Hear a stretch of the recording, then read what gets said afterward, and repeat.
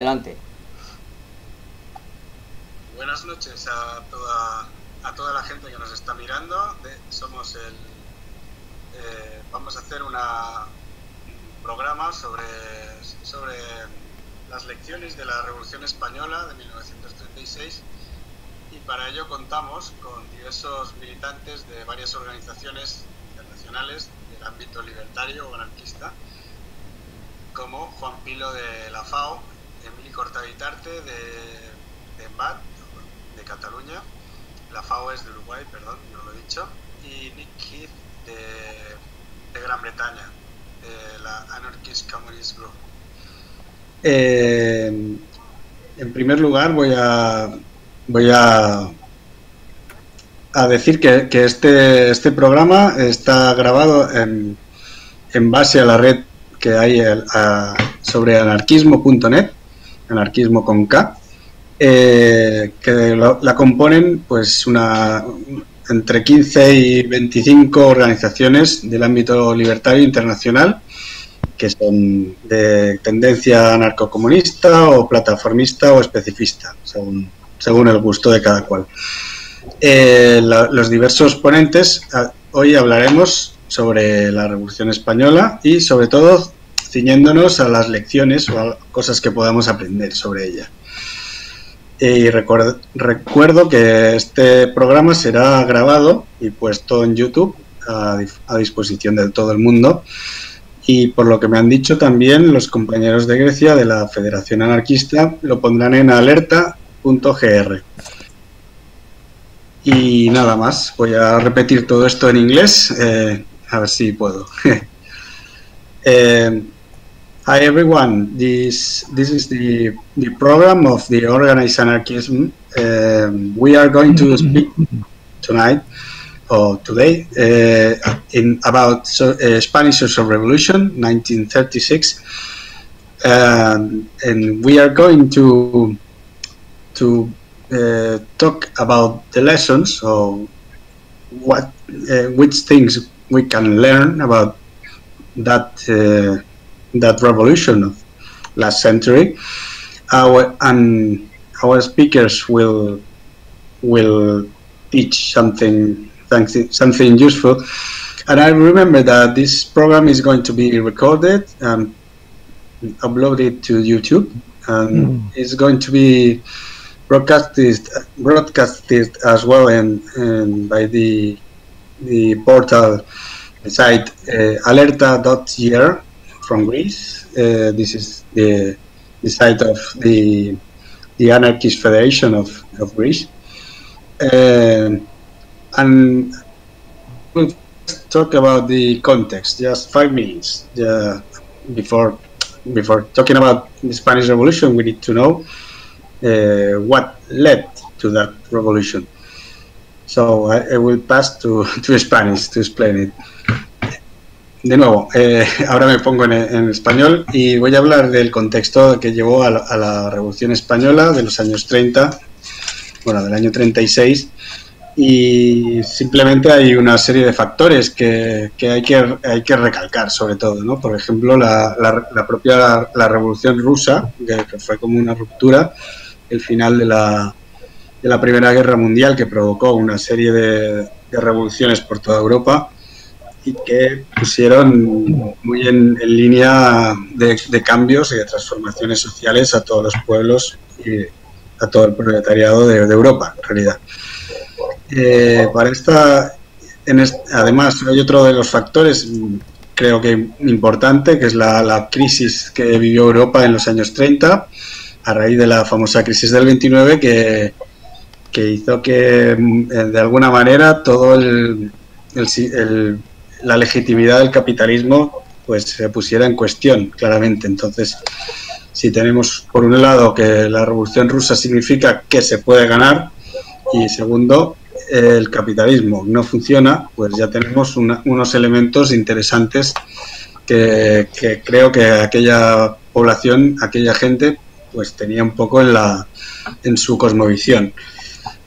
Otro de los factores importantes a tener en cuenta es el ascenso del Adolf Hitler al poder, es lo que que podemos entender como las respuestas de la burguesía a esta radicalización del proletariado, y de alguna manera este ascenso de los fascismos que estaban liquidando a las democracias liberales pone en guardia a las organizaciones de clase trabajadora para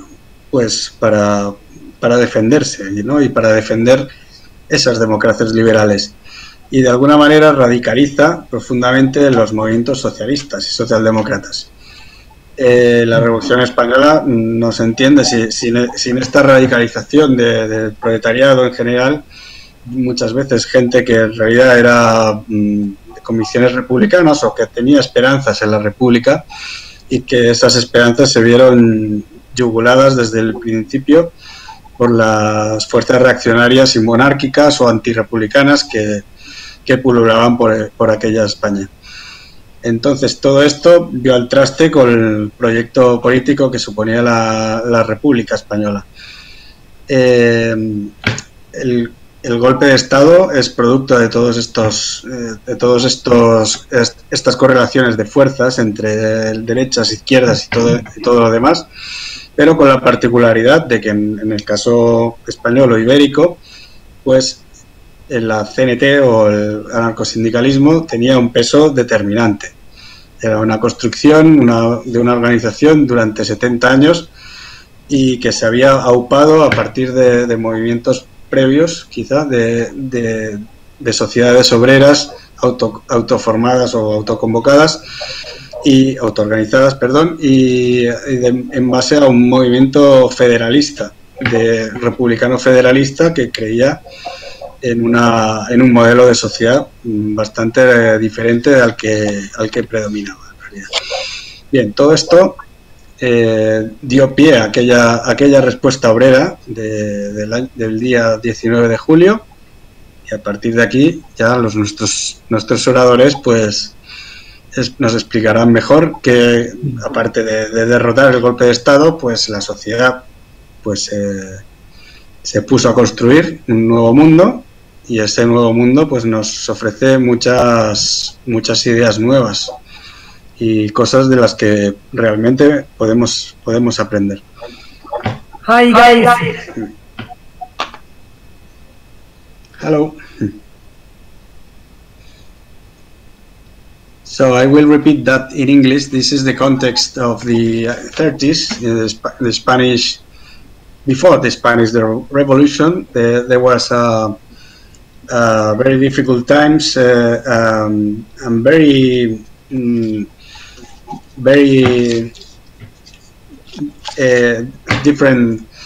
different correlations between left-wing and right-wing organizations, movements. So the European societies were very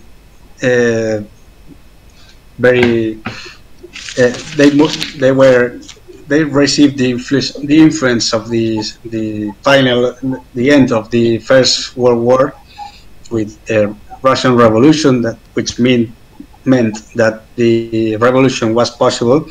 So that revolution also was very influenced.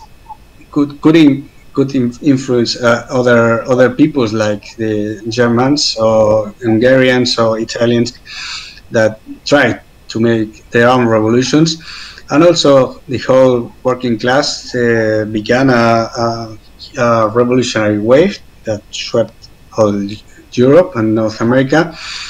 And the second factor important to tell is that the 30s were years of an economic crisis, which began in 1929 in the United States.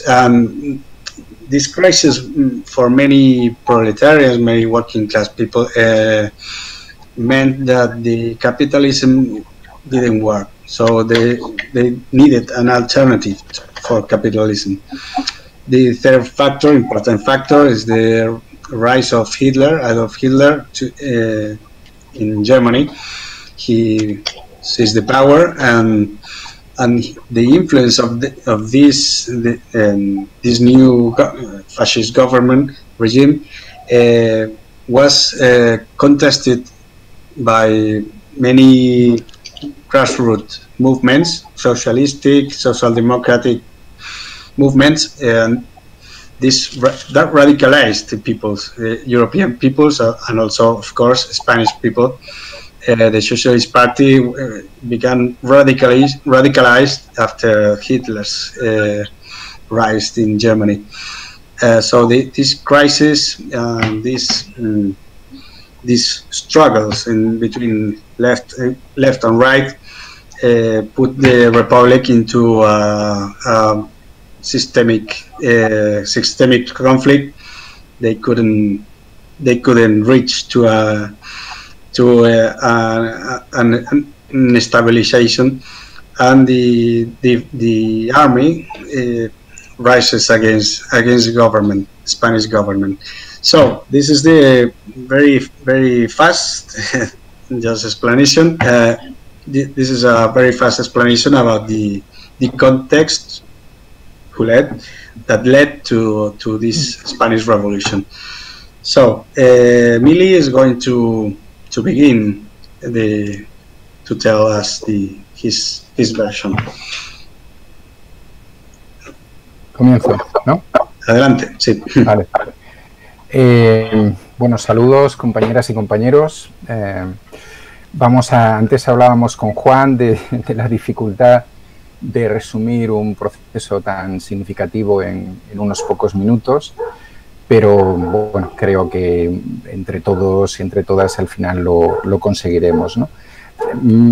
Para acabar un poco el contexto que planteaba Mike, y antes de entrar en el proceso constructivo de la revolución, diré que el movimiento libertario en aquel momento estaba integrado en España fundamentalmente por la gran organización anarcosindicalista, la CNT, que era heredera de las anteriores federaciones regionales españolas de la IT, heredera de Solidaridad Obrera y, en definitiva, la fuerza fundamental, fuerza que podría llegar a tener cientos de miles de afiliados en momentos de no persecución, que no eran muchos, pero cuando estos se producían, su capacidad organizativa era manifiesta. Era una organización que había convocado 2 huelgas generales en el 16 y en el 17 junto a la UGT, que había ganado la famosa huelga de canadiense con la que se consiguió la jornada de 8 horas en el Estado español, y que había hecho algunos intentos insurgentes en los años 30 en algunos territorios del Estado español.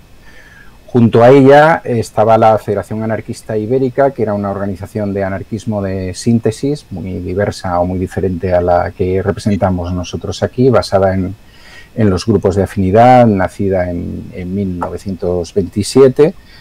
En 1932 se había quedado también la Federación Ibérica de Juventudes Libertarias, y ya en el mismo 1936 la organización autónoma de la CNT, y específica de mujeres libres. Junto a eso, para acabar de contextualizar un poco lo que podríamos llamar el movimiento libertario español en ese momento, pues existía una red social importante de ateneos, escuelas racionalistas, estructuras barriales, etcétera, que conformaban un tejido influenciado por las ideas anarquistas y anarcosindicalistas, y que de alguna manera que llevaban muchos años trabajando, y que de alguna manera es lo que se movilizará sustancialmente durante el proceso de la revolución. Para entender algunas causas más, yo diré que no en todo el Estado español, como supongo que bien sabéis, fue paralizado el golpe de Estado, sino que se produjo casi una división a los pocos días de casi el 50% entre los diferentes territorios del Estado español, allí donde las fuerzas populares, especialmente la CNT, consiguieron parar este golpe de Estado, y otros sitios donde la fuerza militar y otras, la Guardia Civil, otros institutos armados a favor del Estado, pues aniquilaron cualquier resistencia, ¿no? Hay que decir que el movimiento libertario salió en parte mal parado por este tema, especialmente por el tema de Andalucía, ¿no? La pérdida de la el Andalucía Oriental, especialmente de Sevilla y Cádiz, pues tendrá un peso específico en lo que luego podrá hacer el movimiento anarquista. Esta división en dos territorios nos da, por un lado, el territorio fascista que rápidamente instituye el Estado y tiene una única dirección, etcétera, y vamos a llamarlo el territorio republicano, en el cual se produce un vacío de poder, especialmente un vacío de poder en aquello que no es estrictamente Madrid, donde reside el gobierno central, ¿no? Se aprovecha, por un lado, de la autodefensa, de la resistencia. El movimiento anarquista aprovecha esa resistencia, esa autodefensa que ha llevado a cabo, y por otro lado ese vacío de poder que se produce en esos momentos para construir pues nuevas instituciones, nuevas organizaciones, nuevas maneras de relación, de establecer el poder político, etcétera. Esto, como sabéis, durará escasos meses en esta dimensión y se dará únicamente en algunos territorios. Diríamos que el único territorio en el que el organismo es fundamentalmente anarquista sería Aragón, con el Consejo Regional de Defensa de Aragón, y en otros casos, en el caso de Cataluña, de Valencia y otros territorios, lo que hará el movimiento anarquista es crear organismos que a la larga, o no tan a la larga, al cabo de unos meses serán organismos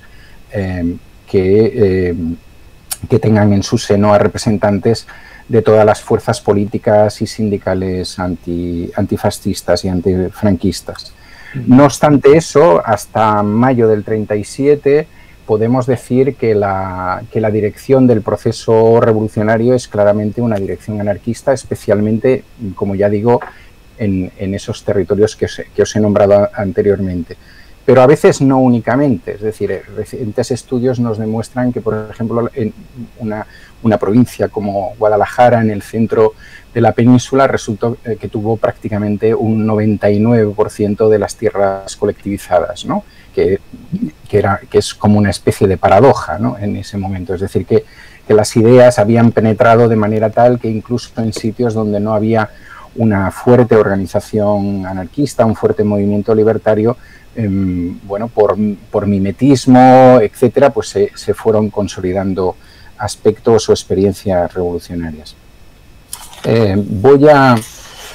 Voy a situar lo que yo considero las principales aportaciones, ¿no? A nivel económico, entiendo que fueron fundamentalmente las colectivizaciones, en su doble sentido de colectivizaciones agrarias, que en general son las más conocidas, con lo cual también hacemos un cierto flaco favor al movimiento anarquista, pero bueno, en general han sido las más conocidas, que significaban ni más ni menos que la confiscación de las tierras de los grandes propietarios y su colectivización entre las masas de campesinos y campesinas, así como la recuperación de las tierras comunales, es decir, tierras que habían sido comunes durante siglos y que fueron arrebatadas en los siglos XVIII, XIX, etcétera.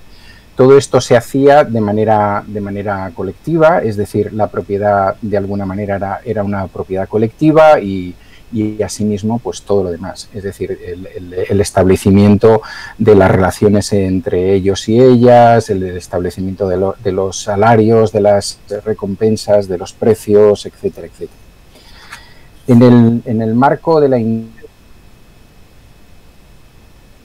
hace el proceso de colectivización más interesante, ¿no? desde mi punto de vista, especialmente porque se realiza fundamentalmente, aunque no únicamente en Cataluña, que era un territorio que en esos momentos tenía un 52% de la población trabajando en la industria, con lo cual de alguna manera desautoriza esa tendencia que ha habido siempre a considerar que el anarquismo solamente se reproduce y triunfa o tiene un seguimiento en sociedades campesinas, ¿no? o en sociedades, diríamos entre comillas, dentro de determinado lenguaje marxista, atrasadas.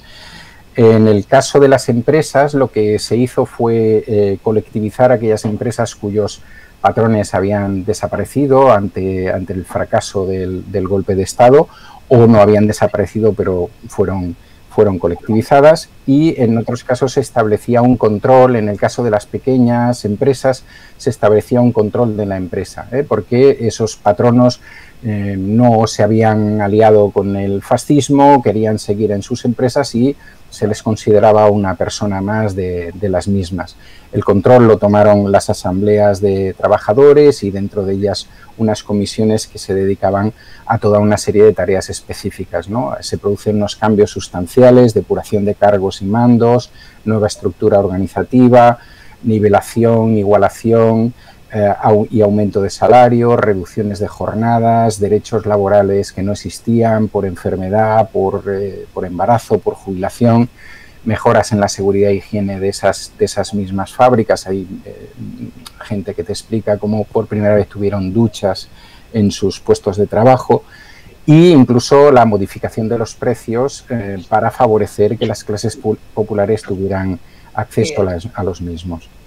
El tema de la colectivización de la empresa además se remata con una idea de planificación productiva que la CNT tiene bastante clara, que quizás no consigue en todos los sectores, pero sí en muchos de ellos, que la establece a través de sus federaciones sindicales de ramo. Es decir, los diferentes sindicatos de sector, de industria, estaban organizados en federaciones a veces territoriales y evidentemente a nivel estatal, y son esas federaciones las que tratan de que esas empresas no compitan entre ellas, sino que colaboren, que mejoren rendimientos, que mejoren calidades y que evidentemente mejoren la calidad de los puestos de trabajo, ¿no?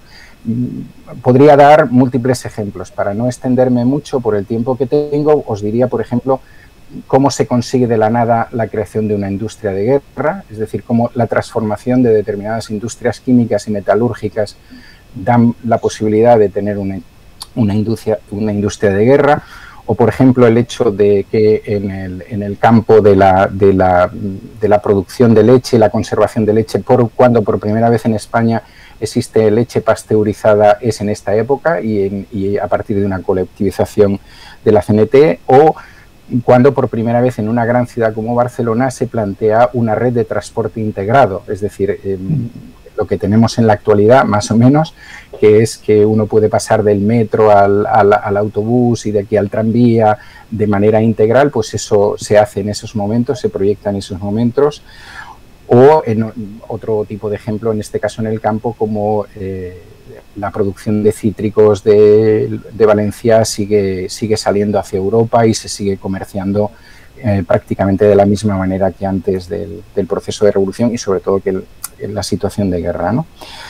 A nivel social destacaría sobre todo la gran preocupación por la educación y por la formación. Es decir, en paralelo a las colectivizaciones agrarias siempre había una escuela. En muchas poblaciones de España reciben en esos momentos sus primeras escuelas. Es decir, tienen sus primeras escuelas, tienen sus primeros maestros y maestras de trabajo de tendencia racionalista, es decir, basados en todo aquello que Ferrer y Guardia había hecho en la escuela moderna y también lo que había predicado desde hacía mucho tiempo la pedagogía libertaria o la pedagogía integral. En algunos sitios, como en Cataluña, eso va más allá que el hecho de poner escuelas en las colectivizaciones, y lo que se hace es plantear por primera vez un sistema público de calidad. Es decir, Cataluña no lo había tenido, la República no lo había dado, evidentemente los regímenes anteriores tampoco, y en ese momento se produce la creación de un comité de la Escuela Nueva Unificada, de la cual hay 4 miembros de la CNT y uno de ellos es el presidente de ese comité, y a partir de ahí se produce la expropiación y confiscación de centros religiosos, el cierre de sus escuelas, lógicamente. Se da el caso de que aproximadamente en el primer año 150.000 niños y niñas catalanes que no habían ido nunca a la escuela son escolarizados en ese sistema público. Además es un sistema público que plantea por primera vez y de una manera clara la coeducación, la asistencia conjunta de niños y niñas a las diferentes clases, como ya se hacía en las escuelas anarquistas. Se plantea ese proceso de pedagogía racionalista e integral. la cosa no quedó únicamente ahí, sino que el movimiento anarquista y anarcosindicalista tuvo mucho interés por también la formación técnica, ¿no? La preparación técnica de los trabajadores y trabajadoras, de las campesinas y los campesinos, ¿no? Y a ese nivel pues tenemos cosas tan fundamentales como la escuela, el hogar escuela, por ejemplo, de la Federación de Labradores del Centro en Madrid, donde se preparaba a los nuevos, a los jóvenes y a las jóvenes labradoras para mejorar los rendimientos, etcétera, o la Escuela de Secretarios de Colectivizaciones que se hizo en Moncada, en Valencia, ¿no? Donde esos secretarios y secretarias aprendían idiomas, derecho internacional, etcétera, para gestionar esas colectivizaciones de cítricos y poder exportar. O el caso, pues, la Escuela Técnica de Óptica, derivada de la colectivización de las industrias cristaleras en Barcelona, o la industria ferroviaria de Cataluña. Es decir, que el proceso no era únicamente un proceso productivo, sino que de ese proceso productivo se derivaba también un proceso formativo. Quiero resaltar aquí el papel fundamental que cumple Mujeres Libres a la hora de establecer una de las...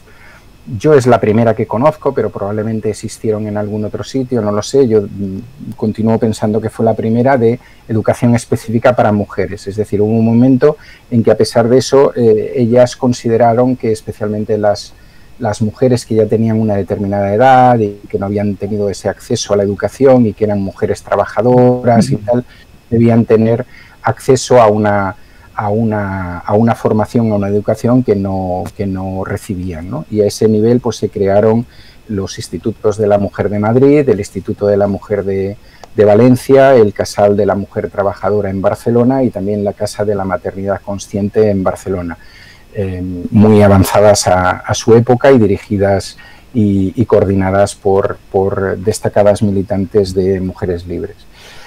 Lo mismo en cuanto al tema de la sanidad pública y la higiene, ¿no? Es decir, la creación de hospitales, de centros de atención y prevención, el derecho al aborto se concede en España en ese momento y se concede evidentemente a partir de consejerías que están en esos momentos en manos de los anarquistas y de las anarquistas.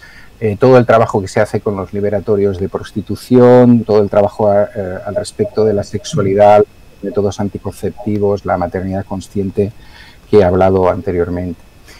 Me parece también muy importante el gran trabajo humanitario que se hizo con las colonias de la infancia refugiada, especialmente en Levante y en Cataluña, ¿no?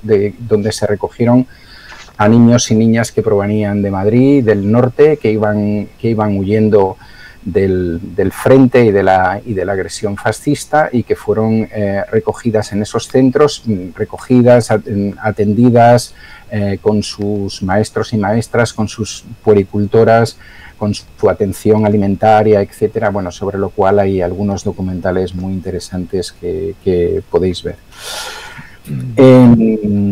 No sé cómo vive de tiempo, Mike. En el plano político, lo que os he dicho antes, ¿no? Yo creo que es muy interesante, sobre todo la primera etapa, entre julio y septiembre-octubre, ese momento en que el movimiento libertario es capaz de crear organizaciones populares nuevas que sustituyan a las diferentes estructuras de Estado, ¿no? Desde el Comité de Milicias Antifascistas, comités de defensa, comités de economía, el comité que os hablaba antes de la Escuela Nueva Unificada, etcétera. A partir de un determinado momento, y también, como os he dicho, exceptuando en el caso de Aragón, pues la CNT decide entrar en una serie de alianzas con otras fuerzas antifascistas y en algunos casos pues pasa a tener su papel dentro del poder político, tanto en el gobierno central como en gobiernos territoriales y sobre todo en los ayuntamientos, donde se hace un paso prácticamente sin más cambio que llamarle ayuntamiento entre los comités de salud pública o comités antifascistas que se habían establecido en julio y los nuevos ayuntamientos, en el caso de Cataluña, pues por ejemplo a partir de octubre del 36.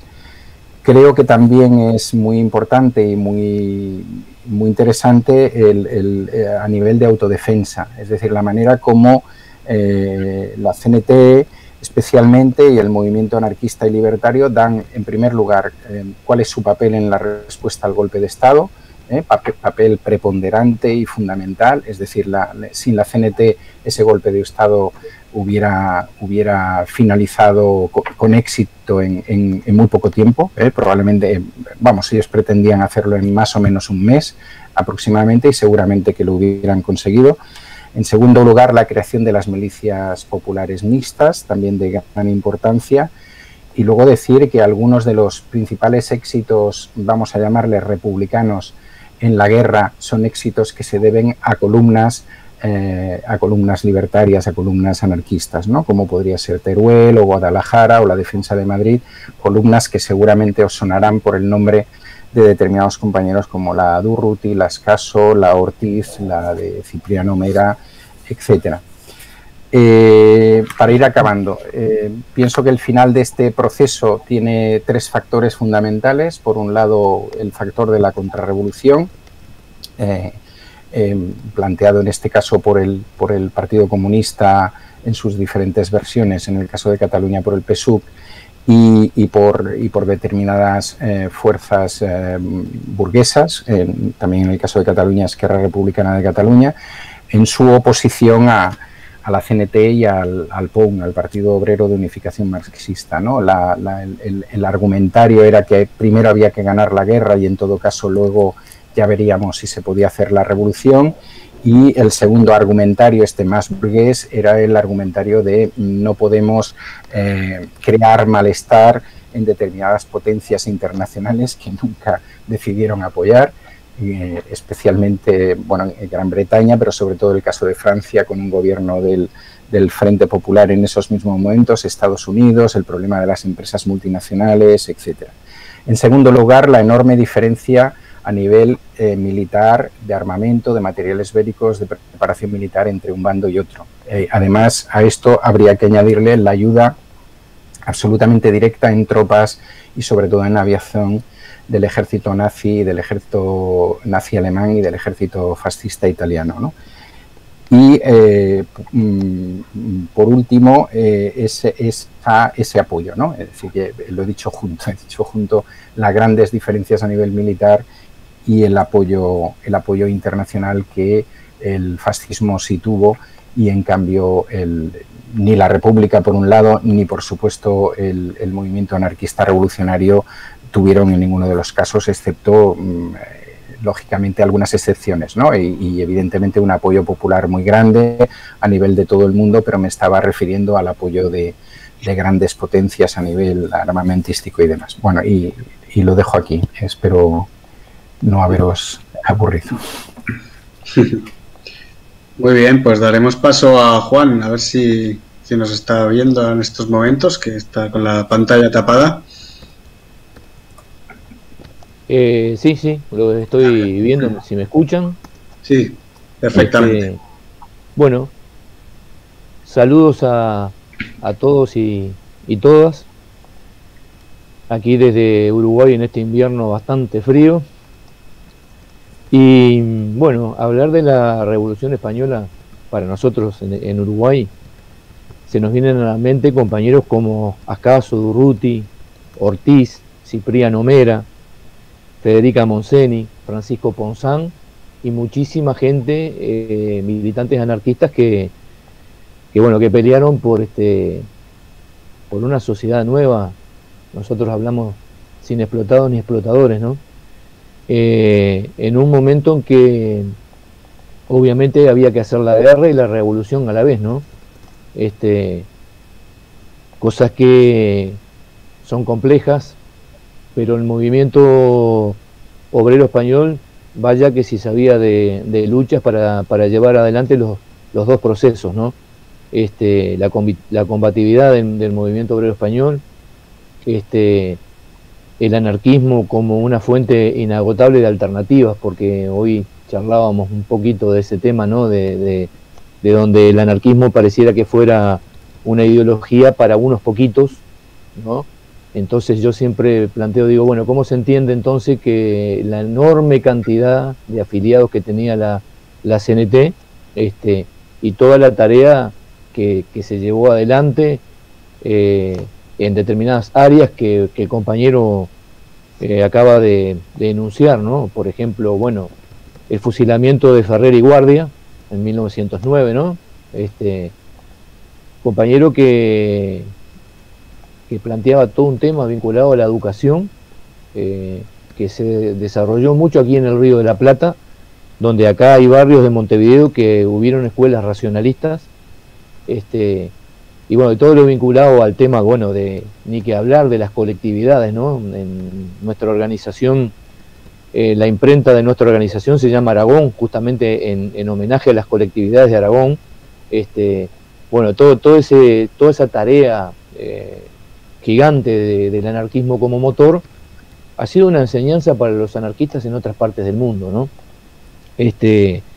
Las primeras horas, sin el anarquismo, Franco planteó que en 3 días tomaba España, ¿no?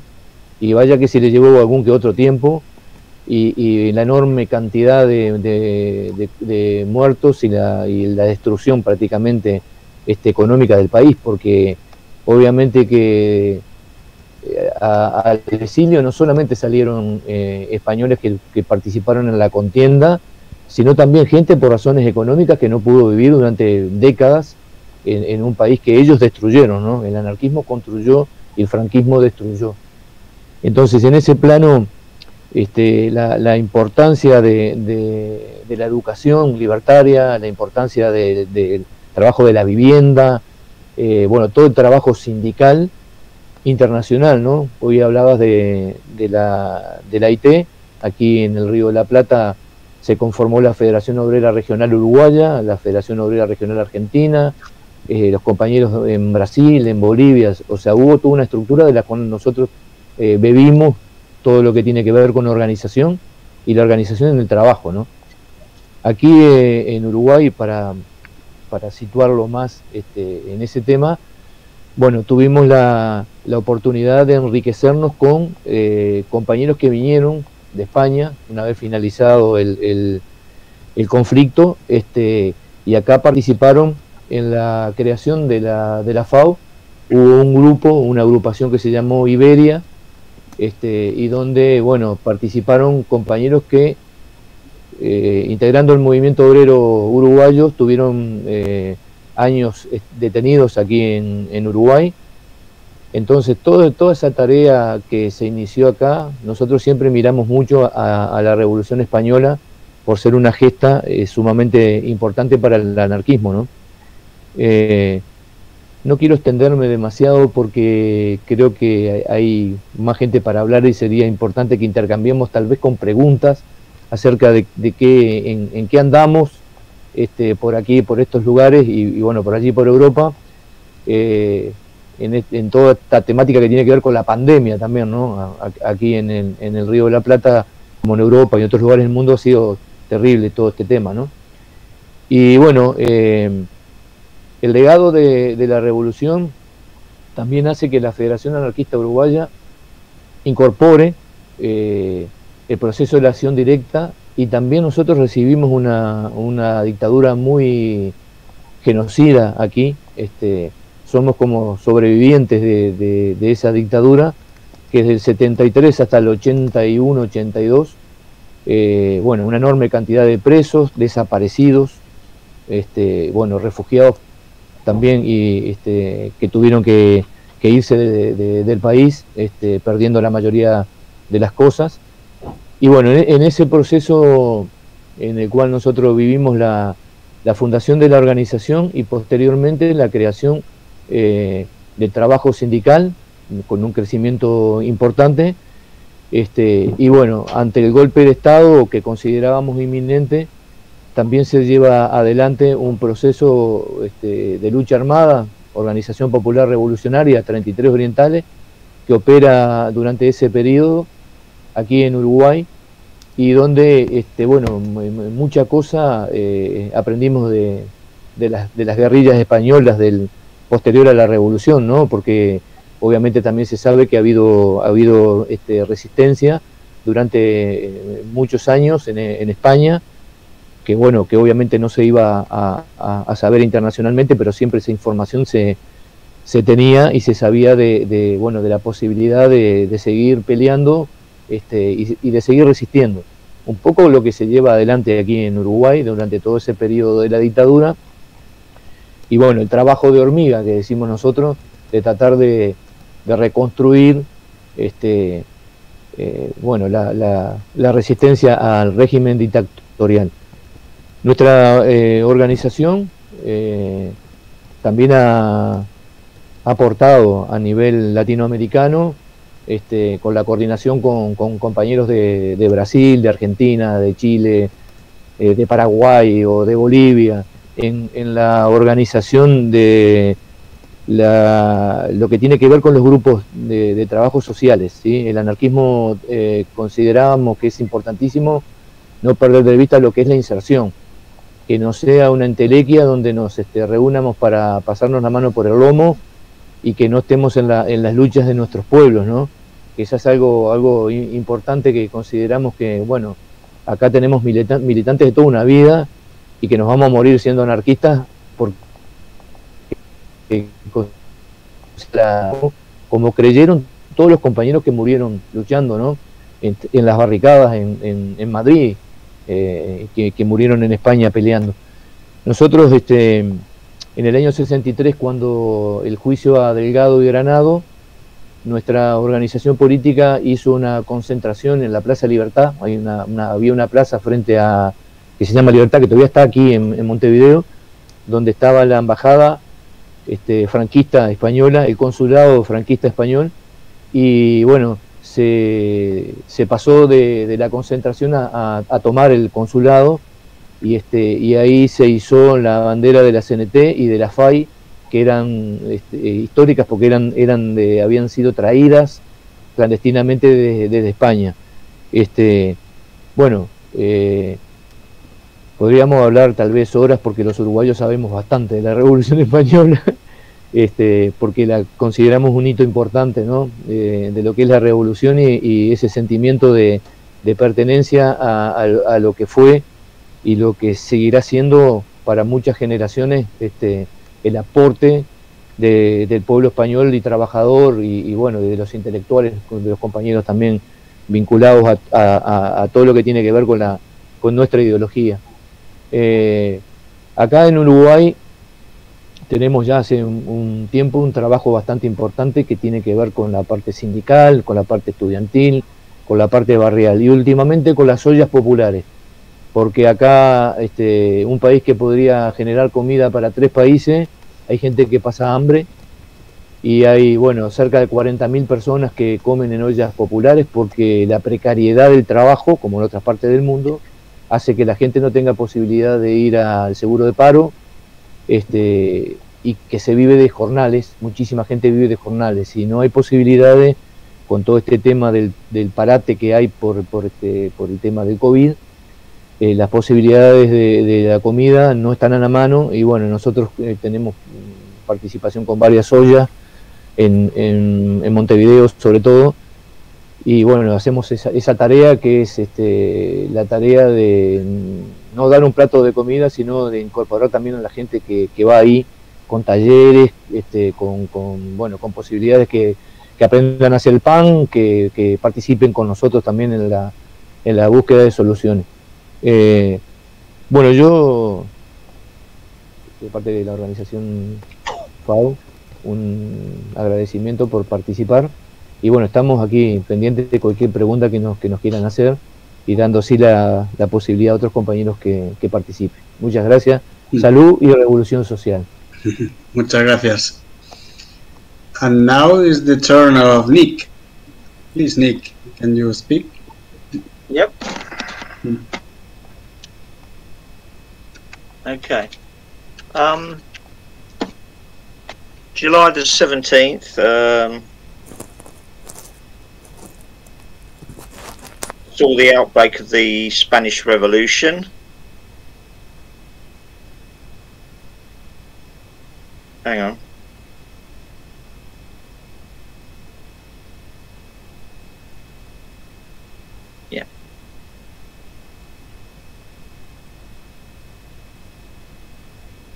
July 17th saw the outbreak of the revolution. A large number of workers were in a state of preparedness thanks to the activities of the Defence Committee against the threat of the coup by the alliance of Phalangists, Carlists, and the reactionary generals like Franco, Mola, and Sanjurjo.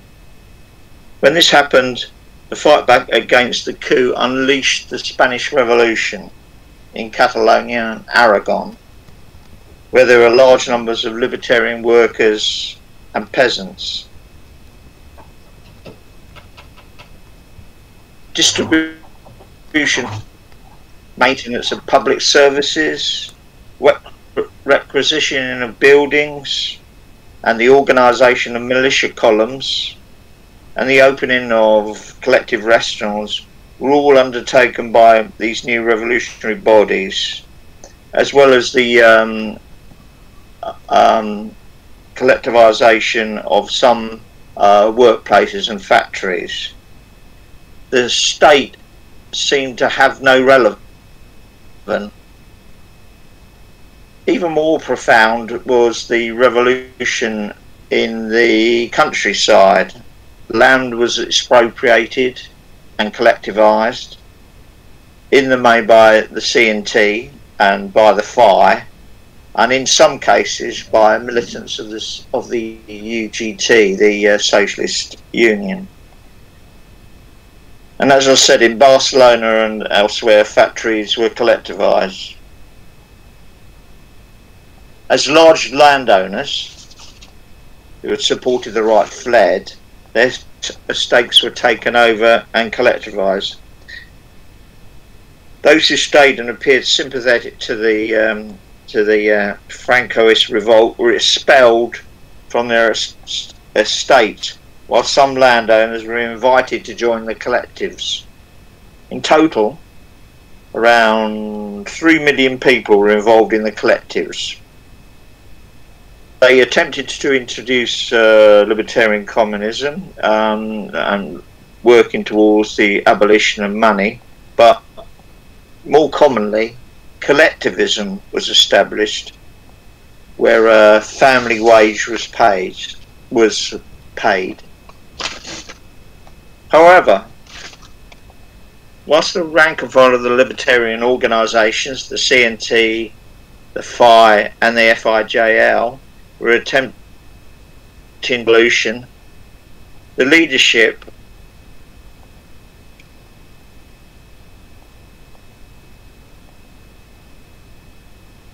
had from early on started making compromises.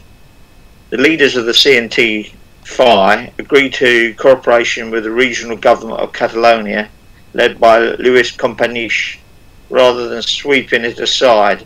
As a result, the Central Committee of the Anti-Fascist Militias was set up, which coordinated with the government. Companys and company had been given breathing space. One leading anarchist militant, Garcia Oliver of the FI, stated that it was a choice between libertarian communism, which means the anarchist dictatorship, or democracy, which means collaboration. This was a false concept, as the working class could have maintained and expanded its gains without an anarchist dictatorship, while destroying the state both regionally, as in Catalonia, and centrally in Madrid. The compromises continue with representatives of the CNT joining the regional government in Catalonia, the Generalitat. This decision appears to have been made a week before by the National Committee of the CNT, who had called for a regional defence council, but when offered seats in a coalition, the Generalitat did not hesitate to participate. This opened the way for CNT and FI representatives to enter the national government, which was led by the socialist Largo Caballero 2 months later in 6. Meanwhile, the Communist Party, which had been a very small grouping, profited from its backing by the Stalinist regime in the Soviet Union. They opposed anyone who threatened the bourgeois republic in the name of effectiveness in the war against the Francoists. They therefore recruited heavily from those opposed to collectivisation amongst small businessmen, landowners, etc. At the same time, they infiltrated the Socialist Party, and through the use of Russian military advisors and their own political commissars, took a grip of the Republican military out of all proportions to the actual size of the party. It was the Communist Party that pushed the drive to militarisation, to integrate the CNT and FAI militias and those of the anti-Stalinist Left Socialist Workers' Party of Marxist Unification, the PUM, into the Popular Army of the Republic. This was resisted by the CNT and FAI and from the anarchist militias themselves. They were against the traditional hierarchical setup, producing a popular army which took away any popular initiative and which could be controlled by the state. However, pressure increased and militarisation began.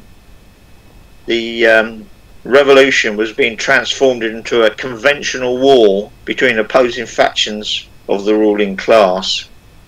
The crunch came in May 1937. Throughout April, the Generalitat, with the complicity of the 4 CNT FAI ministers, had been increasing attacks on those they refer to as uncontrollables within the CNT, the FAI, the Libertarian Youth, the FIJL, and the PUM. This involved disarming workers, patrol groups, and raiding offices. On May the 3rd, the Stalinists and the Generalitat started a provocation. The Barcelona Telephone Exchange was under the control of its workers, who were mostly organised within the CNT. The police attempted to occupy the building but were resisted. As a result, CNT, FAI and PUM members turned out in the streets and started building barricades. The CNT leadership called for calm, but fighting broke out between the forces of the state backed by Stalinists. Instead of encouraging the rank and file members, the CNT called for them to lay down their arms. Anarchists and PUMists were executed by the Stalinists and their allies, the Catalan nationalists. Some anarchists were shot down not far from CNT headquarters on May the 5th. Also murdered were the Italian anarchists Camillo Berneri and Barbieri. These refugees from Italian fascism had come to Spain to support the revolution and an acute critic of CNT FAI collaboration with the state. The Friends of Durruti were a group that had developed among the CNT FAI columns and the Libertarian Youth. They were opposed to militarisation and collaboration. They were heavily involved in the May Day fighting and issued a statement calling for the establishment of a revolutionary junta. By this they meant the council that would represent the revolutionary grassroots groups. They called for the inclusion of the PUM junta. However, the PUM wavered and looked to the CNT FAI leadership. That leadership called for anti-fascist unity, for the laying down of arms, in other words, capitulation to the state, to the Stalinists and the Catalan nationalists. Despite calls from the Friends of Durruti not to abandon the barricades, the CNT FAI, Libertarian Youth, grassroots complied. On May 7th the fighting was over. Both the Generalitat and the national government saw this as a heavy defeat for the CNT, who they saw would now accept any. The telephone exchange was occupied, and anarchist militants, including many foreign ones, were harassed and imprisoned. In June the PUM was outlawed and its members imprisoned and murdered. In July, the state moved again and excluded the CNT FI representatives from the Generalitat. From August onwards, the state started to attack the collectors, breaking them up with physical force and using the international brigades in the process. The revolution was dead. The leadership of the mass anarchist movement that had developed in Spain over many years was betrayed by its so-called official leadership. When it came to the crunch, they entered the government in the name of unity. In other words, class collaboration and anti-fascism. Winning the war was placed above winning the revolution. Instead of sweeping the state aside and establishing libertarian communism in the part of Spain they controlled, they instead accepted the dictatorship of the democratic anti-Francoist ruling class.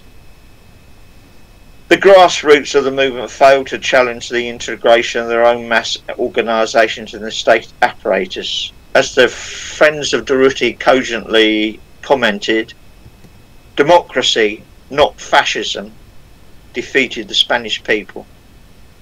Thank you. Thank you very much, Nick. Nuestro último compañero, our last comrade, if you want to speak. Wait, you have frozen la pantalla congelada, ¿no?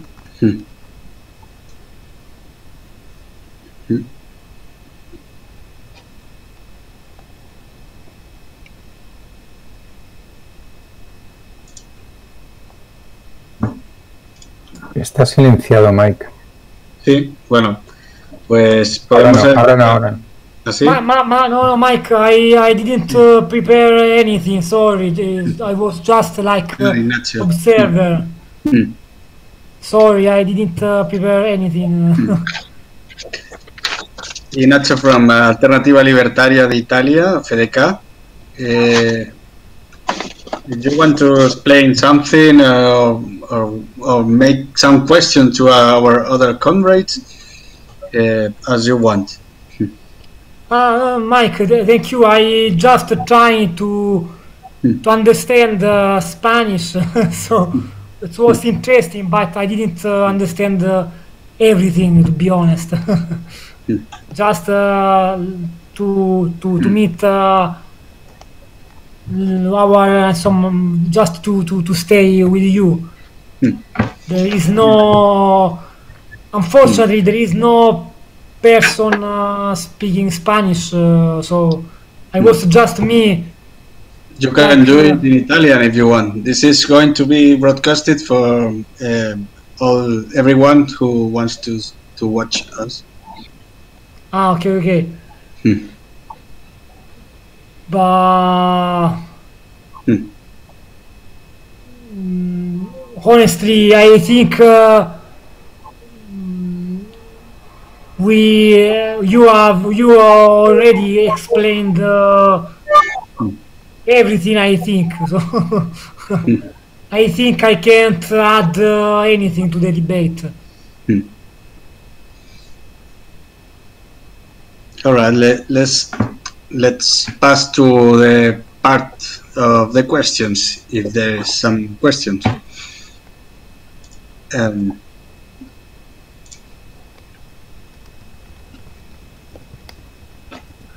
Can our technician say some questions? Or?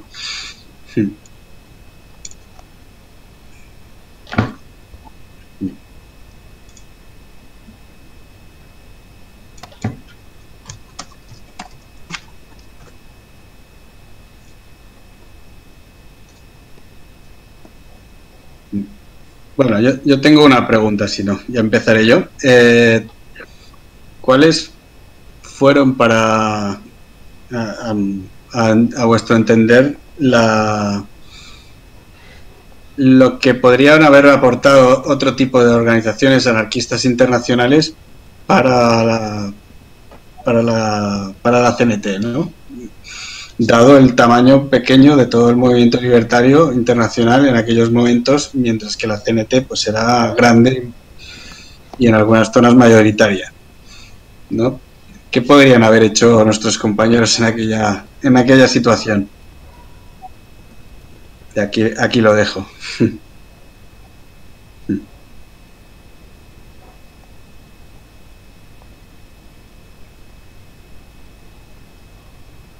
¿Te referís el apoyo que se podía haber brindado a la CNT en el periodo revolucionario?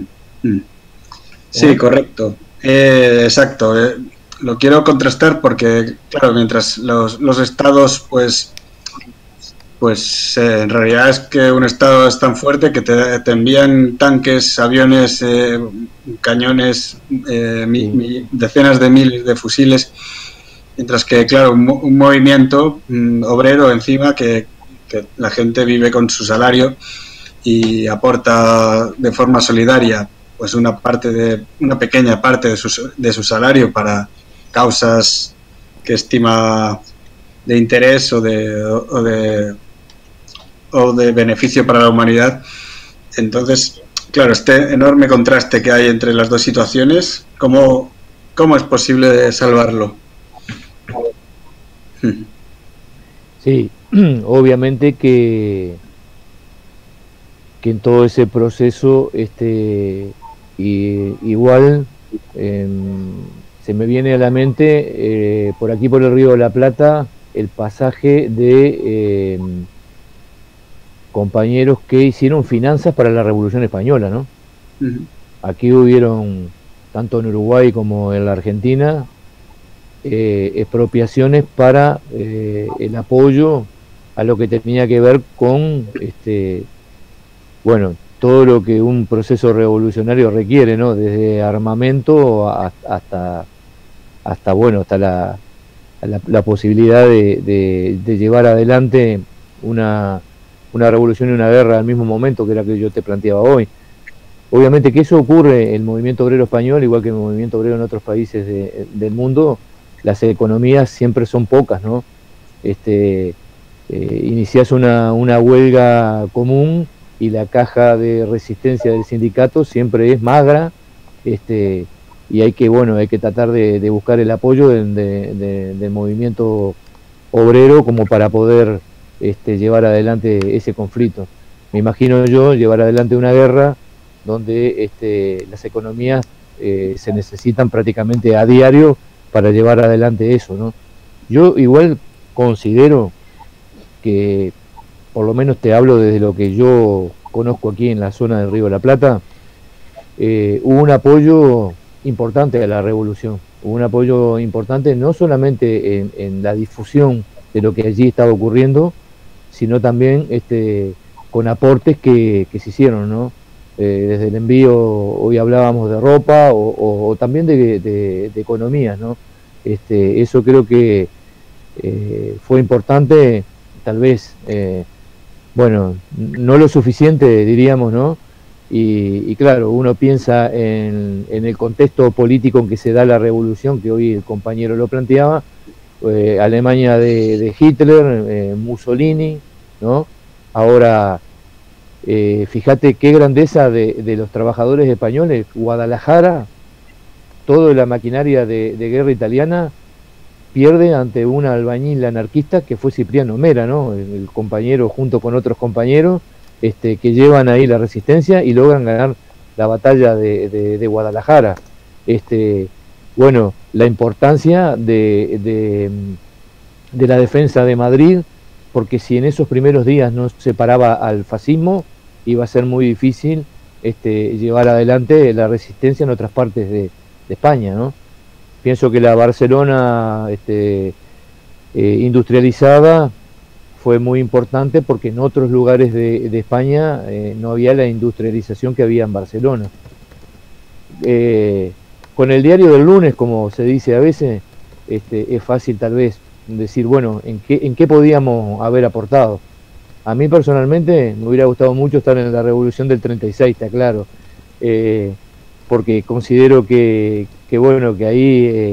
ahí se jugaba mucha cosa. El movimiento anarquista, obviamente, que desde 1900 estaba planteando la transformación, ¿no?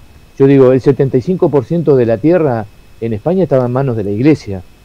El papel de la Iglesia fue terrible, ¿no?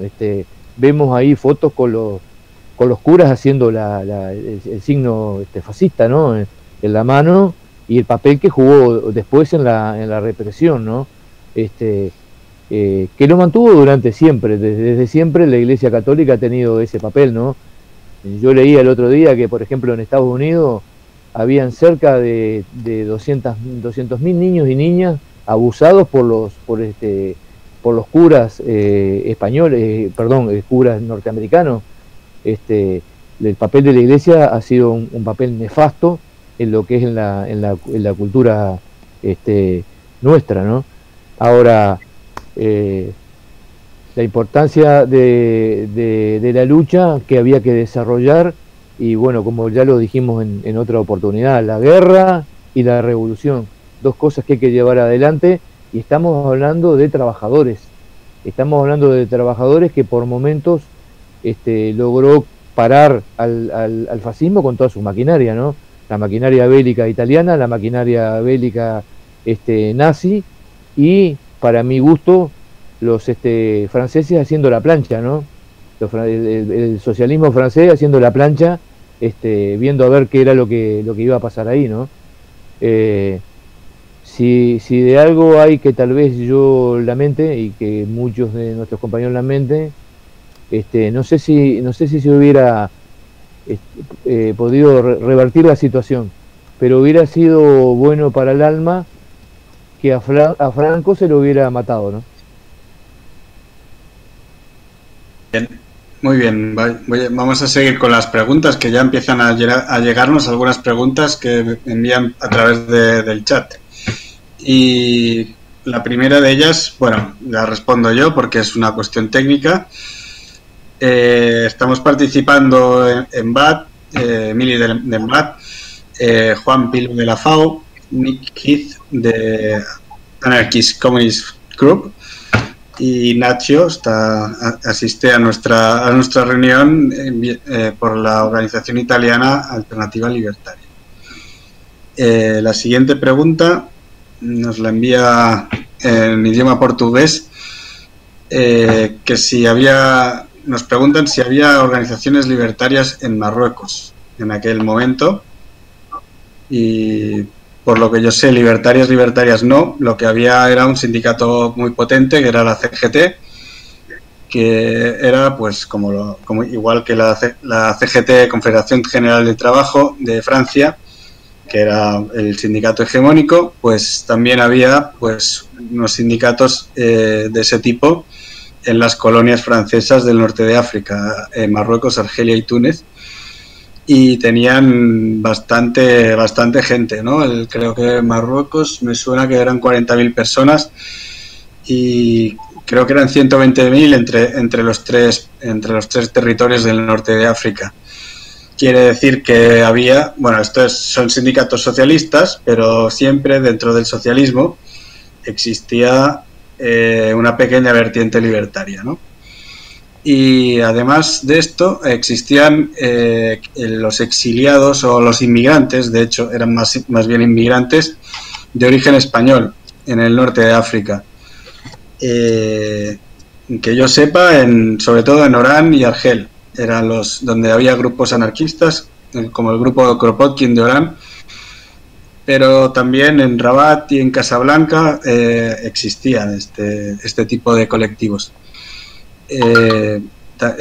Probablemente también existieran grupos anarquistas de italianos, ¿no? de trabajadores italianos que vivían en el norte de África.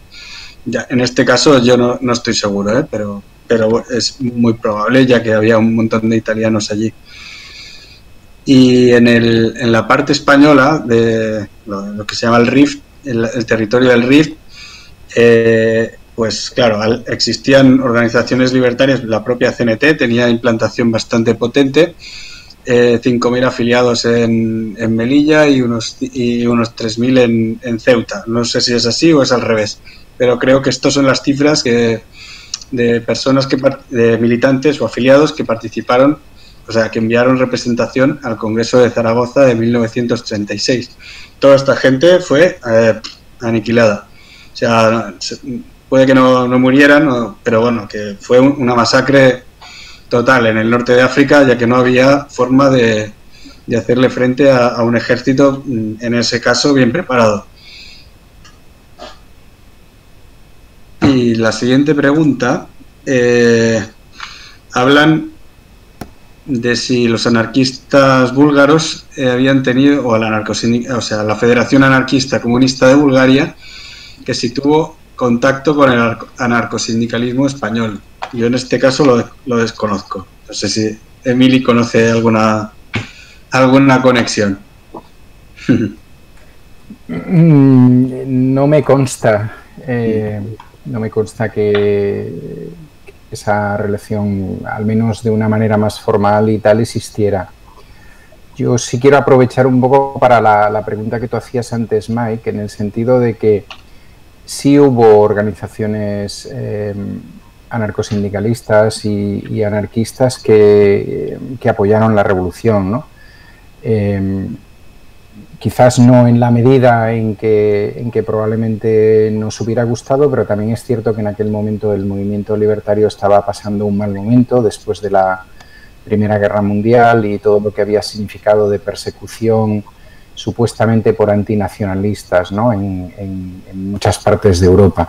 Pero yo quiero recordar ahora que la aportación de la SAC sueca fue muy significativa, en algunos casos muy importante, como por ejemplo, pues podría decir que ayudaron a construir, o de hecho construyeron un hospital en la ciudad de Alcoy, bueno, y hicieron otro tipo de intervenciones. De hecho, yo tuve la fortuna a finales de los años 90 de relacionarme con gente de la SAC que traía las banderas de la CNT de la época porque habían estado. Creo que es importante que recordemos que Berneri y Barbieri fueron de hecho, junto con otros anarquistas italianos y socialistas, fue la primera brigada internacional de apoyo.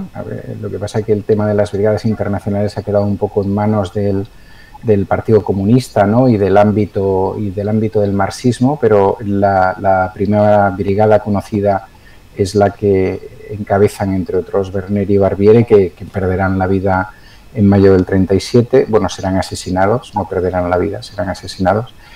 Y luego también hubo compañeros anarquistas alemanes de la FAU que habían tenido ya que salir huyendo de Hitler, y que muchos de ellos muchas de ellos se refugiaron en España y combatieron en las columnas. Y también me parece importante que recordemos el papel que hizo en aquel momento el que era secretario general, el francés, que era secretario general de la AIT, Pierre Besnard, que sí sé que él estuvo en permanente contacto con la CNT. Incluso tú y yo hablábamos hace unas horas, Mike, de que hizo ha venido un poco a cuento de esa pregunta sobre Marruecos, y hizo aquel planteamiento de que quizás una manera de hacer retroceder al ejército fascista sería ayudar a la revuelta en el norte de Marruecos, entre los rifeños, que siempre han estado ahí en un proceso más o menos independentista respecto de Marruecos, y que fue un tema que se desestimó en su momento, probablemente porque tampoco había ni materiales ni fuerzas como para hacer las dos cosas, ¿no? Para seguir la guerra. Yo creo que hay bastantes casos de organizaciones anarquistas y anarcosindicalistas que apoyan, y luego evidentemente todo el apoyo desde Latinoamérica, que evidentemente era un apoyo mucho más lejano, mucho más difícil del traslado de personas en concreto y tal. Lo que pasa que es cierto que los años 30, pues no, cuando de alguna manera estudias la historia del anarcosindicalismo y del anarquismo, no es un momento, digamos, muy brillante en el conjunto del planeta, y probablemente pues la CNT es lo más importante en ese momento, ¿no? Muy bien. Hay otra pregunta desde Brasil. Archbello está preguntando si si hay una relación entre previamente, antes de la guerra, cuando está en plena escisión treintista, el sector treintista, en el 36 se reunifica, ¿no? Y pregunta si se puede relacionar de alguna manera la práctica, las actitudes burocráticas que tomó la CNT con esta reunificación, con la influencia que pudieran tener estas personas treintistas otra vez en la organización al volver a estar unificadas. Bueno, yo opino que no. Yo opino que no con un ejemplo concreto. De los 4 ministros que puso la CNT en el gobierno de Largo Caballero, 2 eran de la FAI y 2 eran antiguos treintistas. Desde el punto de vista histórico, los sectores llamados treintistas del manifiesto de los 30, no sé si lo que hablamos la mayoría de la gente lo conoce, entraron en la organización volvieron a entrar en el 36 en una situación de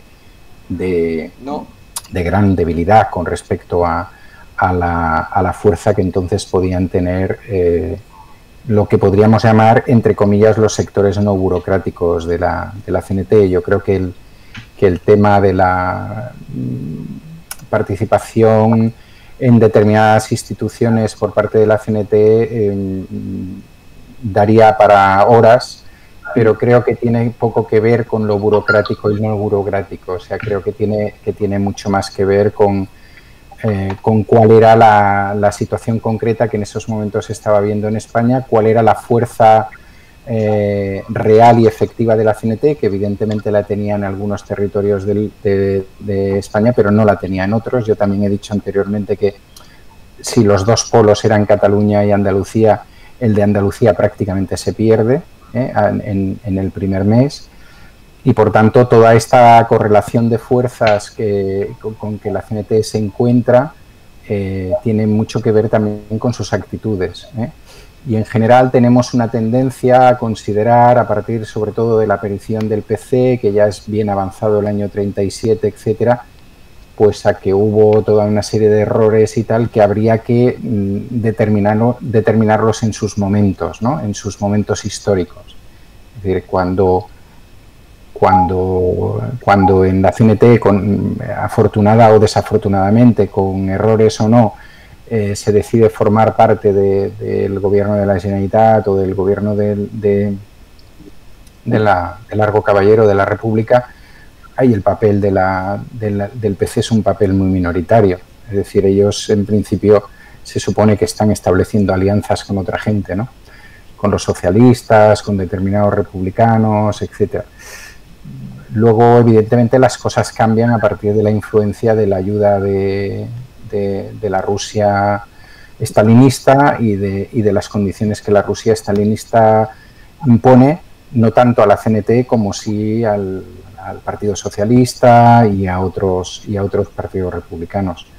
Pero bueno, pienso en concreto, creo que hubo participando y no participando en procesos institucionales tanto gente que provenía de la FAI como gente que provenía del trentismo, tanto en un caso como en el otro, ¿no? Y podemos encontrar ejemplos de todos los tipos. Nos pregunta otra persona a través del chat si, cuando le ofrece Lluís Companys el poder a la CNT, si en aquel momento se debió tomar el poder. Esta es la cuestión clave, seguramente, de gran parte del movimiento libertario de nuestro tiempo. Juan ha utilizado antes una expresión que no recuerdo, pero que me ha parecido muy buena. Creo que ha dicho algo así. Eso se refería a que cuando ya han pasado 85 años, pues todos nos podemos poner aquí a decidir lo que se hubiera hecho el 19 de julio, que ahí creo que estamos todos de acuerdo que lo que se hizo fue muy bien, pero sobre todo el 20 o el 21 de julio, ¿no?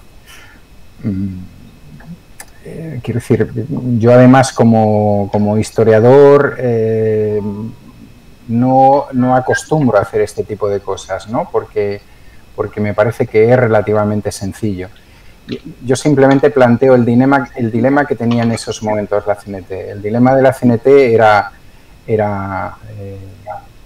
apropiarse, digamos, es decir, Companys lo que les dice, sois los amos de Cataluña en este momento y por tanto lo que queráis.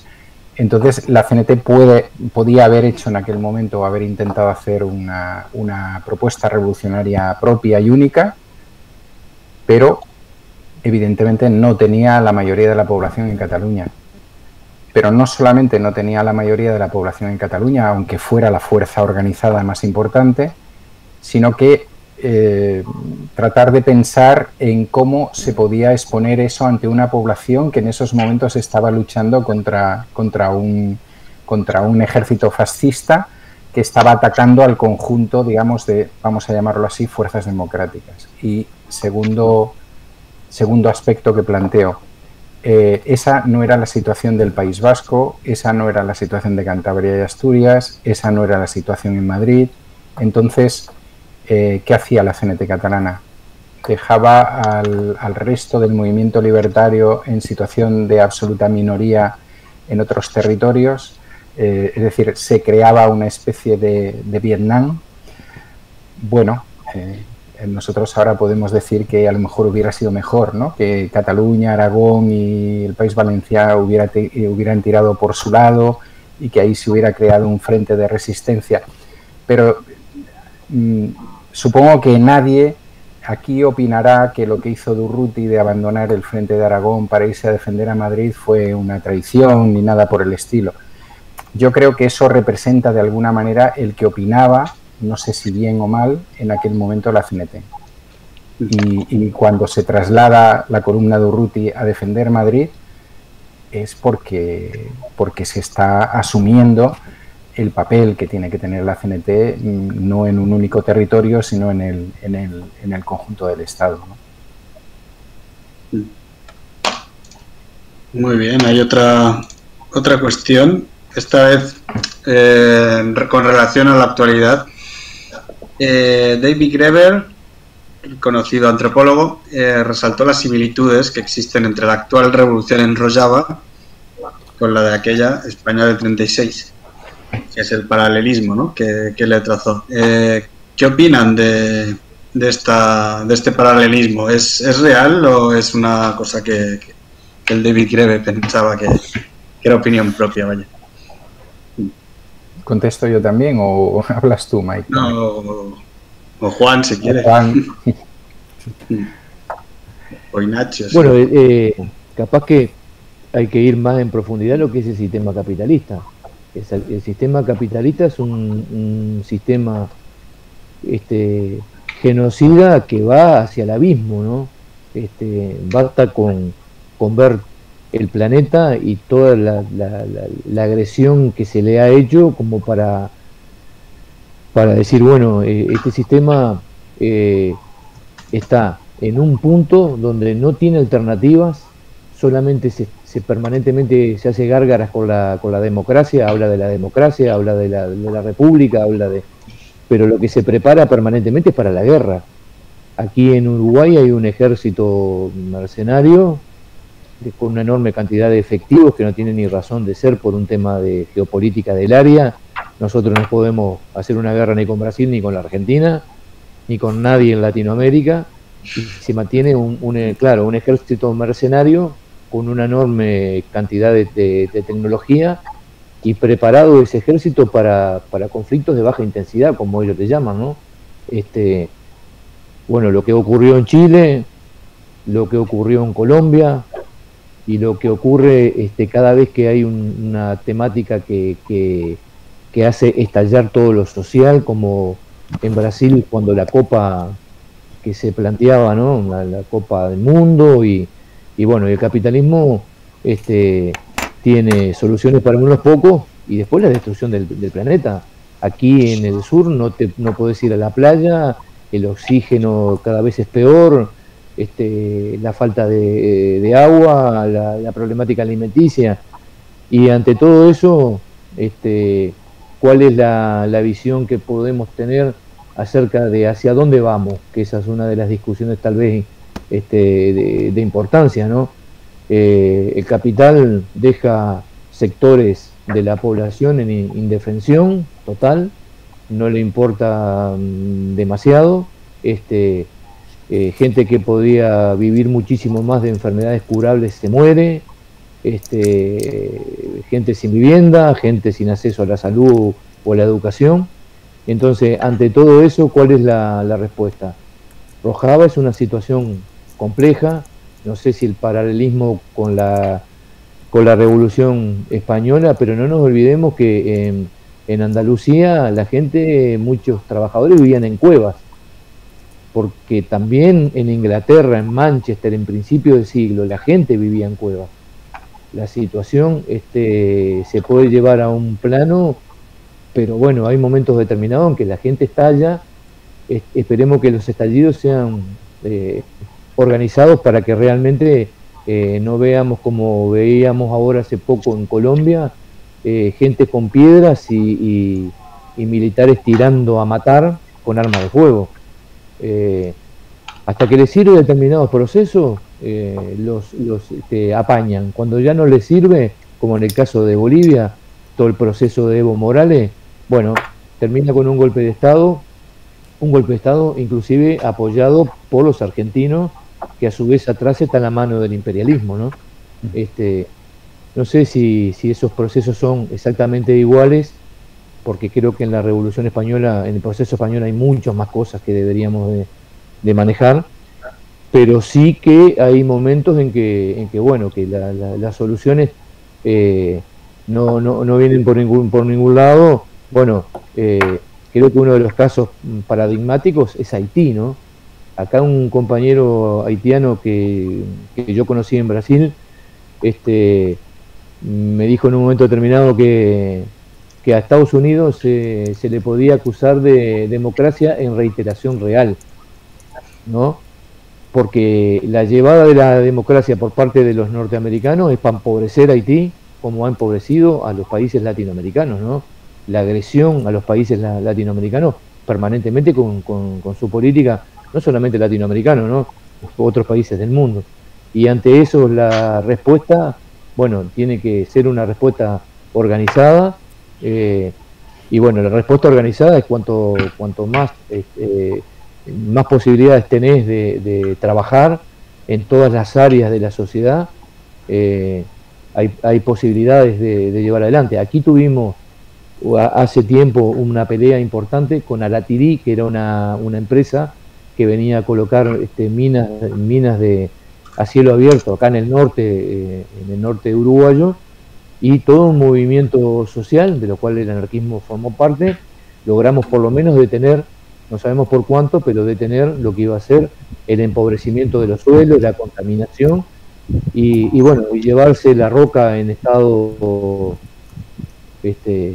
al cual la extraían por un mineroducto que cruzaba Uruguay hacia la parte, diríamos, de puertos de la zona costera turística, para llevarse la piedra hacia una república de la ex Unión Soviética, que es Kazajistán, y donde ahí obviamente el patrimonio de la tierra se iba a procesar toda esa piedra y se le iba a sacar otros materiales que no era solamente el hierro.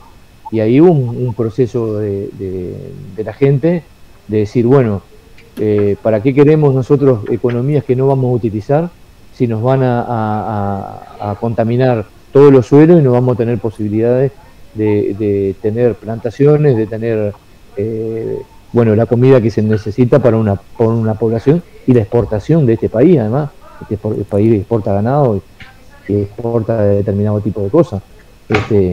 Bueno, ahí creo que, no sé si los paralelismos pueden ser, porque no conozco tan la revolución en Rojava, conozco lo que conocemos todos, creo. A veces es importante también ir y ver qué es lo que ocurre y cuál es el tema histórico que ocurre ahí, porque en la parte española la conocemos mucho más, ¿no? Desde los inicios de lo que fue el proceso española, creo que hasta nuestros días, ¿no?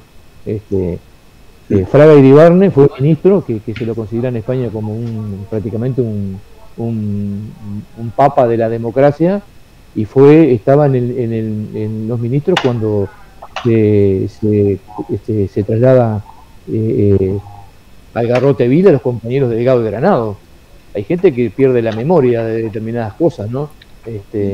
Yo en ese plano creo que muchas más cosas para discutir las habrá, pero el anarquismo tiene la acción directa como herramienta, ¿no?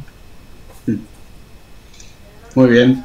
Voy a hacer otra pregunta que hay relacionada con esta geopolítica de aquella revolución. Pregunta, igual que en los años 30 hubo una prioridad a nivel internacional en combatir en España, ¿existen hoy en día eslabones débiles de la cadena imperialista por donde podríamos priorizar los golpes?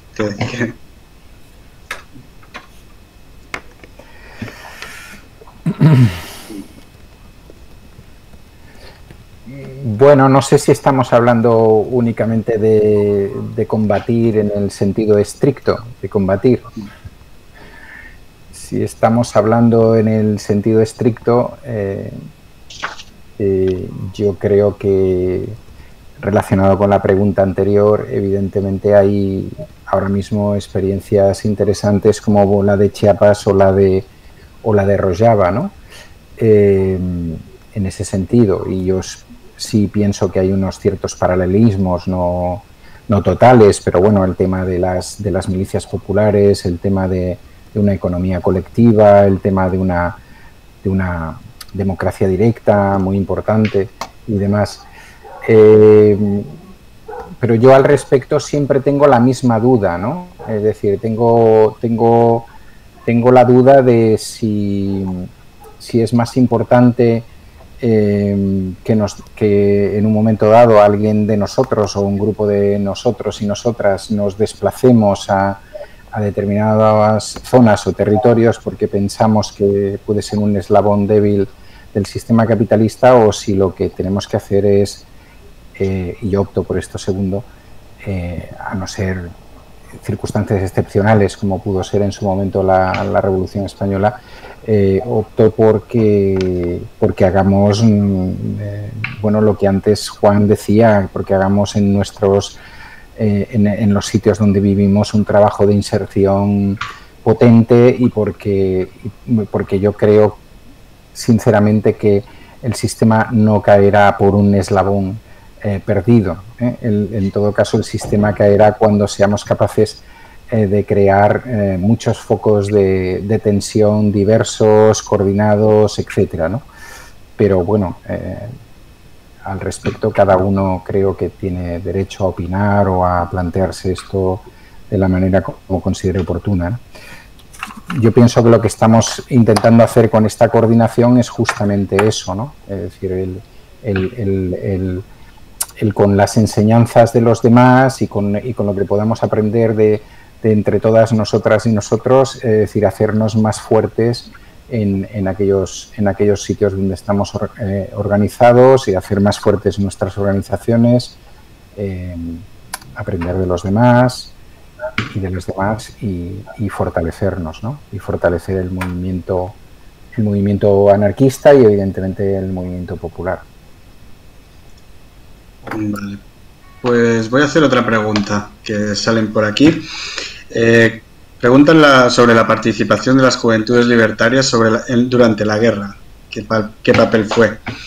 Y después, creo que es la misma persona, pregunta si la Revolución Asturiana de 1934 fue una especie de ensayo para la Revolución del 36.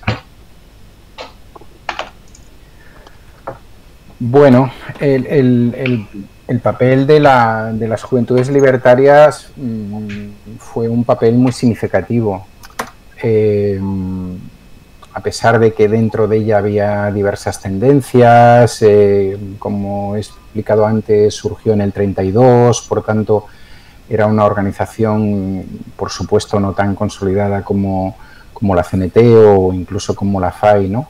En un principio su papel fue un papel mucho más cultural, de divulgación,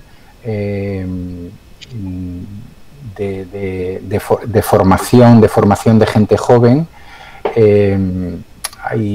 Bueno, yo he trabajado temas así muy interesantes, ¿no? En algunas localidades donde ellos pedían para tener un puesto de venta de libros o de intercambio de libros. Es decir, habían cuestiones de tipo cultural, artístico, etcétera, sobre todo muy ligado en el primer año y medio a todo este proceso formativo, instructivo, ideológico, ¿no? de difusión de las ideas libertarias. La cosa cambia radicalmente a partir del 37 y no únicamente por mayo del 37, sino por la cuestión de la guerra. Es decir, la mayoría de las compañeras y compañeros de la Federación Ibérica de Juventudes Libertarias fueron llamados al frente, especialmente los hombres, ¿no? Y entonces su papel cambia fundamentalmente. Es decir, es gente que entra en la guerra y algunos y algunas de ellos con papeles muy destacados, ¿eh? Y algunos los habéis recibido en Latinoamérica. Puedo acordarme ahora de Fidel Miró en México o de otra gente que llegaron muy jovencitos y que siguieron con esa labor de divulgación, haciendo revistas, teniendo editoriales, en algunos casos, trabajando en lo que pudieron otros, etcétera. Y la segunda era... la Revolución Asturiana de 34. Sí. Cada vez tengo menos claro si fue un avance de la Revolución del 36 o le sirvió a Franco para saber cómo reprimir el tema. Cada vez lo tengo menos claro.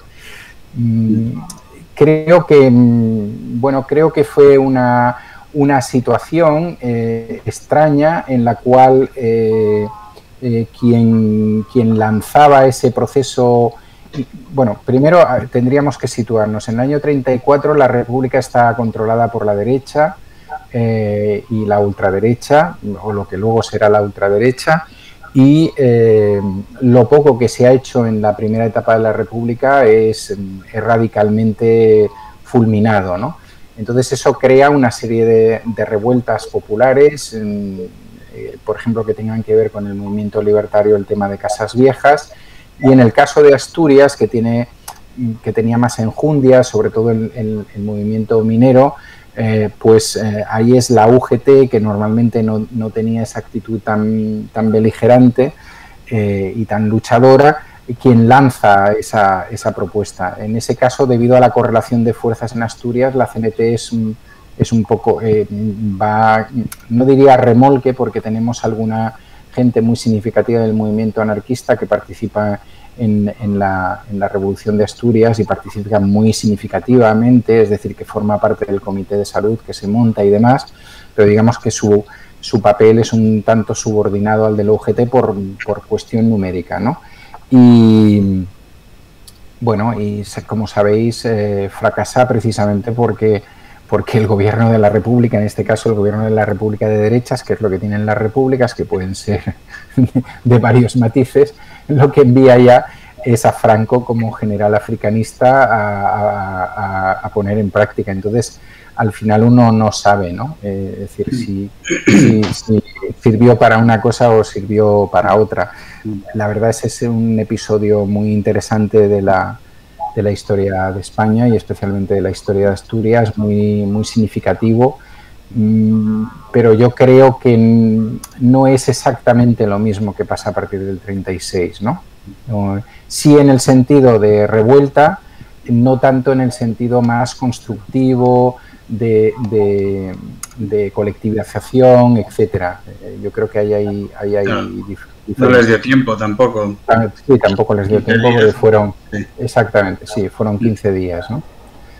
Lo que pasa que es un... Perdón. No, yo añadiría que es fue un punto importantísimo, un punto de ruptura de la República, tanto para la izquierda como para la derecha, ¿no? Y para la izquierda, en este caso, fue también la constatación de que se puede ganar, de que eran capaces porque durante varios días conseguían derrotar o al menos enfrentarse de tú a tú al ejército y de hacerlo retroceder y ellos volvían a atacar y tal. Y además hubo verdaderos combates militares en Oviedo, que podéis buscar fotos de Oviedo del 34 específicamente. Oviedo es la capital de Asturias. Oviedo no es una zona minera, sino que es la capital donde vivía la burguesía asturiana, ¿no? Los propietarios de las fábricas y de las minas. Y aquello fue una guerra, pero una guerra que se ve las fotos de una destrucción tal que parecía o sea, algo verdaderamente escalofriante.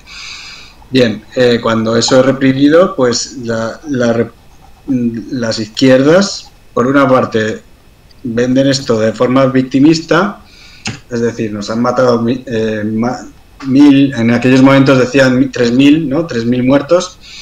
Después, al menos las cuentas oficiales son de 1.100 muertos y miles de detenidos, ¿no? Bueno, hasta llegaron a decir 15.000 detenidos, no sé si fue de verdad. Y esto generó una oleada de solidaridad brutal en toda España. Y además, no solo esta faceta victimista, sino que había la faceta heroica de que el pueblo ha sido capaz de derrotar a los militares y de hacer una revolución y todo esto. Entonces, las dos cosas entremezcladas se generaban como que era una derrota, pero que había sido una victoria en realidad, ¿no? Le dieron la vuelta a aquello. En tanto socialistas como comunistas como libertarios tenían un poco esta perspectiva. Y además la idea de unidos hermanos proletarios como que caló mucho, de que la unión hace la fuerza, unidos ganamos, y eso es un mensaje que llega no a la guerra, sino que antes de la guerra este es el mensaje que comienza a predominar en el ambiente. Y por otro lado, a las derechas les pareció un punto de ruptura, pues porque para mucha gente de derechas ya la República dejó de ser confiable, porque ya no les parecía suficiente un régimen republicano para contener a las masas que se habían enardecido de tal manera que habían hecho una revolución. Y no solo eso, sino que luego la gestión posterior, en el año 1935, de toda la gente detenida, que a los pocos meses acabó en la calle, para mucha gente de derechas eso le parecía una vergüenza. O sea, que como alguien que ha atacado al gobierno, a la República, que les ha atacado con las armas en la mano y que está solo 2 meses en la cárcel, pues es impensable hoy en día aquí en España. Imaginaos este pensamiento para esta gente de orden, ¿no? Clerical, conservadora, etcétera. Bueno, pues en ese momento dejaron de creer en la República y comenzaron a pensar en cómo derrocar a la República. Por eso me parece quizá la Revolución Asturiana es clave para entender la España de los años 30. Y pasamos a otra pregunta. Hablan de que si las luchas de liberación nacional popular en clave soberanista y antiimperialista en el sur global, si esto podría poner en jaque a Occidente.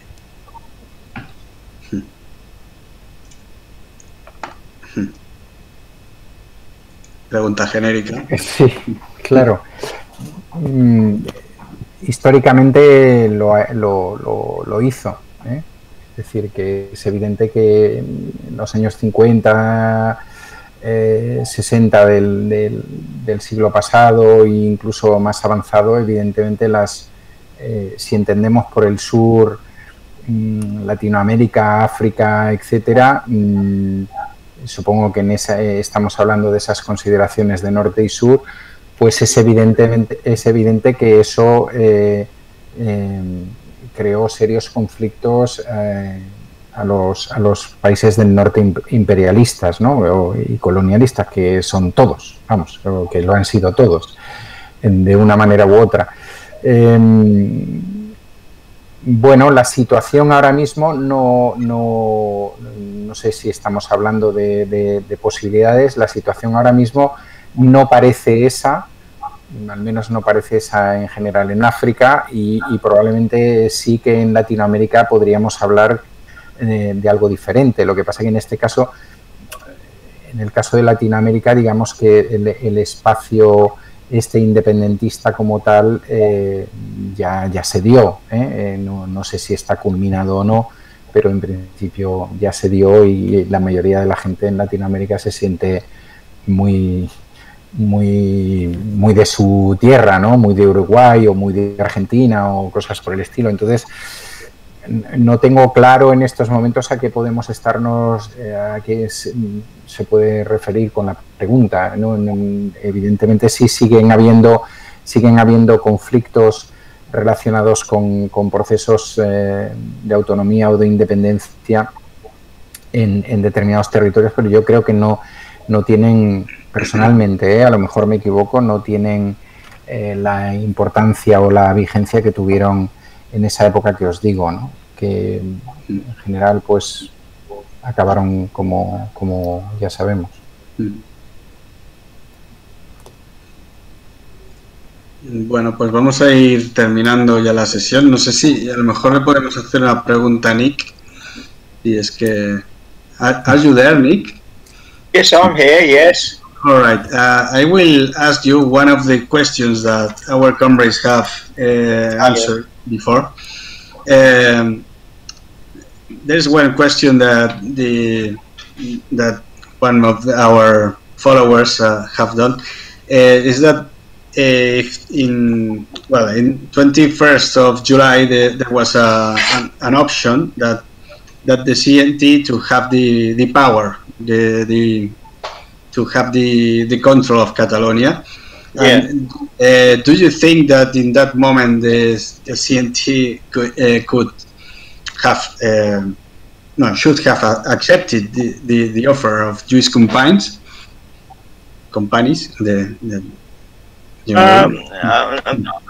None accepted it. They were in control in Catalonia, and Companys realised that. They should have refused and deepened the revolution, and they should have disposed of the Generalitat as well. You know, they should have disposed of Companys. You know, he realised that he was in a weak position, but he called the bluff of the CNT-FI. That's my opinion. Thank you.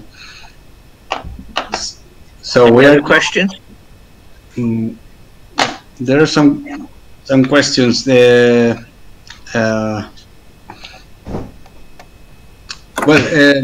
you know if they had somebody asked for the relationships between the Bulgarian Anarchist Communist Federation and the Spanish anarchist syndicalism? Do you know something about this? What, at the time, during the Spanish Revolution? During the 30s, I imagine, I figured that is questioning that during the Spanish Revolution. Well, I mean, there were a number of quite a large number of Bulgarian volunteers during the Spanish Revolution, and also a number of Bulgarians in exile had settled in Toulouse in France, you know, which is not far from Spain, and there were the Spanish exiles there as well. So there was some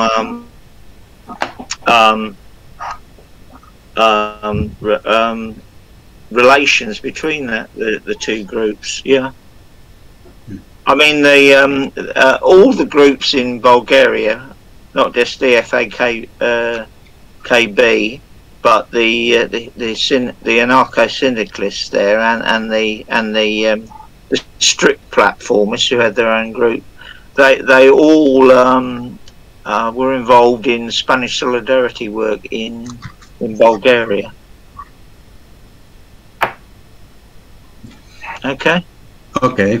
The last question for you is there was an anarchist, Dutch anarchist called Helmut Rudiger. Yes. Yeah,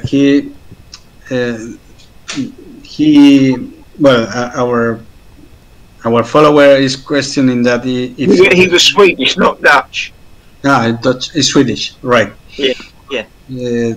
So that our follower says that he was arguing that the necessity of a popular army, because the popular militias didn't have a condition against the fascists. What do you think about this? Is this true? I don't know personally. I haven't heard that myself. I mean, my own feelings are that the militias shouldn't be.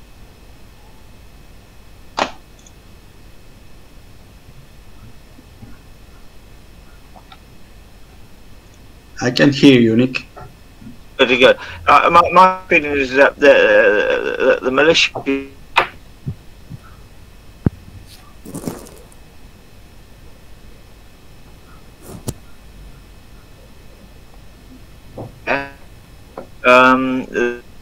That's by the way. Instead, they were involved in a horrible set piece trench war, which they couldn't hope to win against the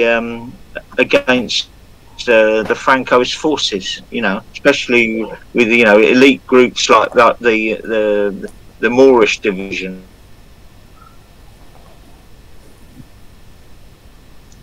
All right, so we are going to finish. As regards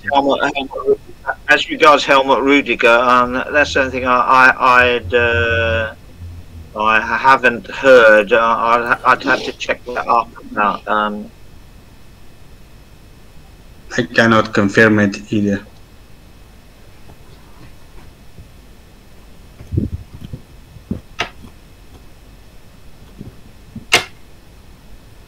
Well, so we are going to end this session for today. Thank you very much to all of you, and we are going to put this program into YouTube. We are going to upload this, and anyone could access to whatever we said today.